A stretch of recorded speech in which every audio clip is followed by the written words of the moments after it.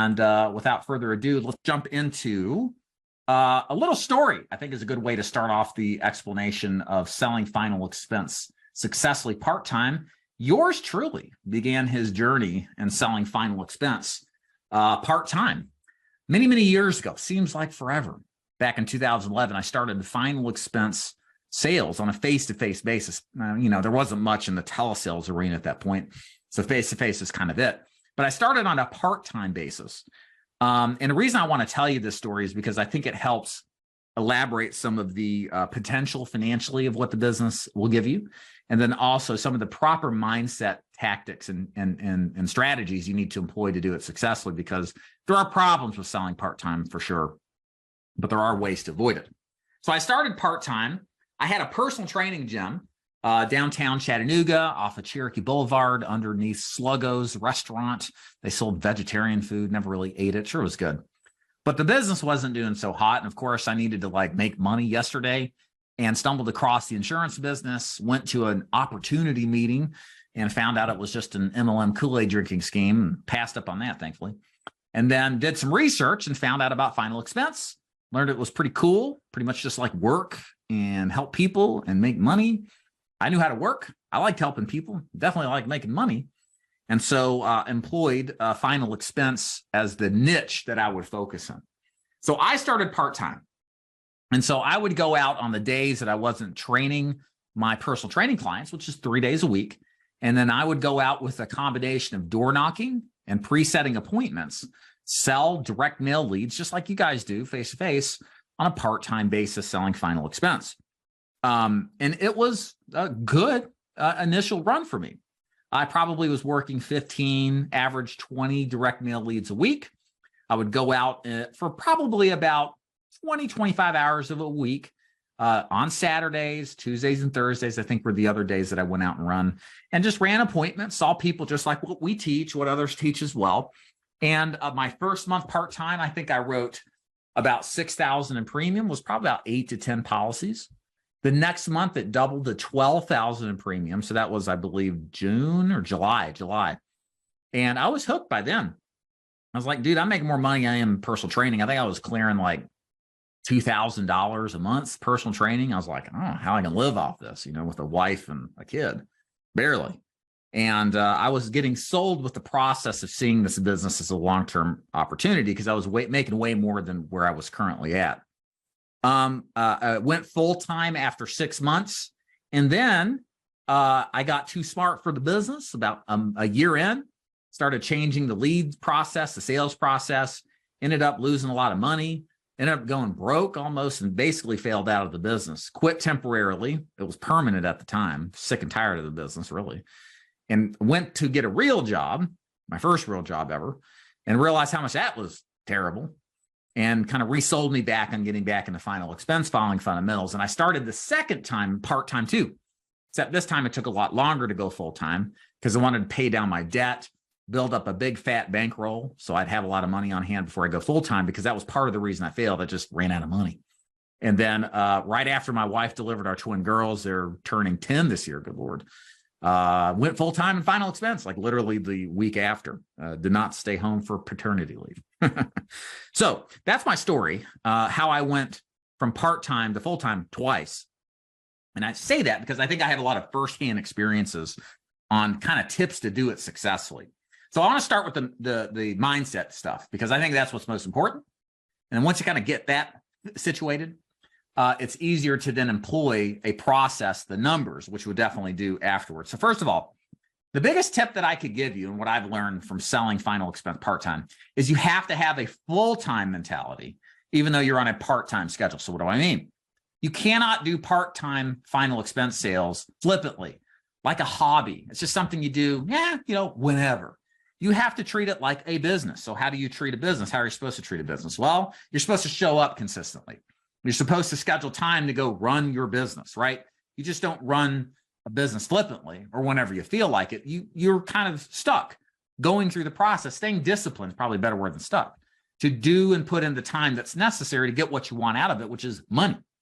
So if you go into this business part-time and you're just kind of doing it every other day, haphazardly, not consistently, maybe taking some weeks off here and there, and you're not treating it seriously, you're on a part-time schedule, yes. It's not so much a part-time schedule that's a problem. It's your mindset. You're not fully engaged. You're not all in. And you're just not going to perform as well. So if you're going to do this part-time, show up full-time. Be completely committed. Act as if this was your only deal. This isn't some side hustle to last a month or two, but this is an act as if it is the only thing that you worry about, the only thing that you do, and treat it like you have to do this business to succeed. And the truth is, that's the whole reason you're doing this part-time, right? I mean, the whole reason I got started part-time was because I wanted to go full-time. I wanted to make a lot of money and get rid of the anchor on my ankle, which I would call my personal training gym at the time, wasn't working out. I wanted to get out of it, but I couldn't because I was still making money off of it. So I wanted to get out of that. I had an objective. I wanted to go full-time. And that leads us to the other part of this, is that the other element of going part-time is you need to set a deadline in the near future of when you plan to be all in on a full-time basis. So I've had many agents come in over the years that have started part-time, then went full-time. One that first comes to mind is Eric out of Central Virginia. He was a VP of like a logging company, and he liked the idea of selling insurance, but he was making too much money in his VP position. But he wanted to get out there and test the waters to see how it was, to get started, to get some experience, and then convince himself, really, as part of the reason we go part-time, before he goes full-time. And he set a deadline of approximately 6 months. He wanted to do this part-time on a 6-month basis, have someone to coach and mentor him, which would be me. And then after 6 months, be in a position where he could see himself going full-time if all of his objectives were reached as far as profitability and the success of the business. Turns out, if I remember correctly, Eric went full-time in like 3 to 4 months, because on a part-time basis, he did exactly what I taught him.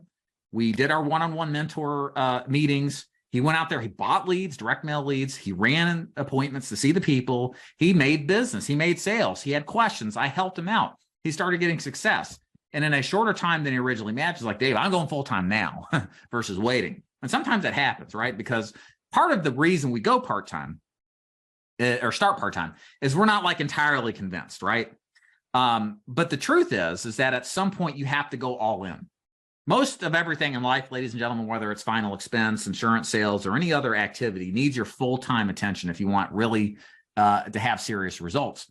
And there are even recruiters in this business that build agencies that will not recruit you if you're not full-time, because their perspective is no full-time schedule means no full-time engagement or mindset or focus. And there is something to be said about that. But I think, and it's why we still recruit agents part-time, maybe it's my personal experience, there is a category of agent out there who can start part-time, have the right mindset if they're instructed how to think, and then eventually have an end goal of going full-time sometime in the future, which is absolutely something that you should be considering doing, and have that set up. And I think by having a deadline, we take things more seriously, right? Think about if you work somewhere and your boss gives you a deadline to complete a certain task. It lights a little fire under you. You kind of move faster, a little more urgency to get things done. You have to manufacture that same kind of thing when you're running your own business. You know, you don't have a boss necessarily to tell you what to do, how to think, where to go, how to show up, and where to show up. You have to play that role for yourself, to hold yourself accountable. A lot harder than it sounds, by the way. But it's very important if you're going to make the transition to go from part-time to full-time successfully. Any questions on that? Feel free, if you're watching this live, throw this in the chat. But let's continue. I want to go talk about the numbers now. What are the numbers to make $1,000 a week selling final expense on a part-time basis? So what I'm going to do at this point is describe to you, whether you're selling in person or over the phone, no matter what kind of main types of leads you're using, the amount of leads you need to buy, the spend on those leads, the expected conversion rates, and then the time necessary to employ and execute on that strategy. So a couple of things I'll tell you. First of all, if an agent comes to us and wants to work part-time, they can expect to spend somewhere around $500 on the very low end, probably closer to $750, $800 on the top end. And that's in weekly lead spend. So if you don't have the money to do that, at least with us, it's not a good fit. You do still have to invest money into your business. It's a business after all, and all businesses have costs associated with being in business. And that's no different if you're part-time. So everything I'm going to describe here, generally speaking, falls within that range of investment. And the other thing is, as far as what do you need to roughly clear 1,000, I'm going to give you a rough estimate. I can break this down further. If you're watching live, just let me know in the chat. I'll be happy to give you a little bit more detail. But roughly speaking, and I can only quote to our commission levels. If it's less than that, it may take you longer. If it's more than that, it may take you shorter. But generally speaking, our agents start about 100% commission for our major carriers.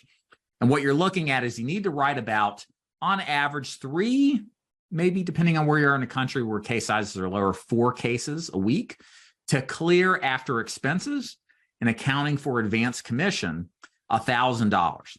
So in other words, I need to write 3 or 4 final expense plans on a consistent basis weekly, that after I account for 500 to 750 in expenses, projected expected chargebacks about 20% of total revenue, just take that off the top. My net up front in cash flow should be approximately $1,000, give or take. Again, it depends, little variables there, but about 3 to 4, maybe about 12 to 15 policies a month should net you about $1,000 a week, or about $4,000 a month. Okay. Now let's work on this and kind of refine it a little bit further, because now that you know how many policies you have to write a week, the next step is, well, how many leads do I need to buy? So let's break that down based off of direct mail, Facebook, and then Facebook for telesales. So direct mail, the average conversion is somewhere between 20% and 25% of your direct mail leads. So in other words, if I want to close 4 policies and I'm at 20% conversion, what's 4 divided by 20%? You do that on your calculator at home, it's going to be 20 leads. If I convert 25%, then that should be about 15 or 16. So I need to have somewhere between 15 to 20 direct mail leads a week to consistently write 3 to 4 policies each and every week. The other side of that too is, well, how many presentations does it take to close a sale? Well, somewhere about half of your direct mail leads should convert into presentations, and then about half of those presentations should convert to sales. So if you do the math, if you get 20 direct mail, you should set about 8 to 10 appointments, sometimes a little less, sometimes a little bit more. And then out of that number, you should close about half of those as leads. So you can do the math, you might end up with 5. But again, I like to be a little conservative. I'd rather you have more leads than necessary to write the business that you need than less business or less leads than necessary.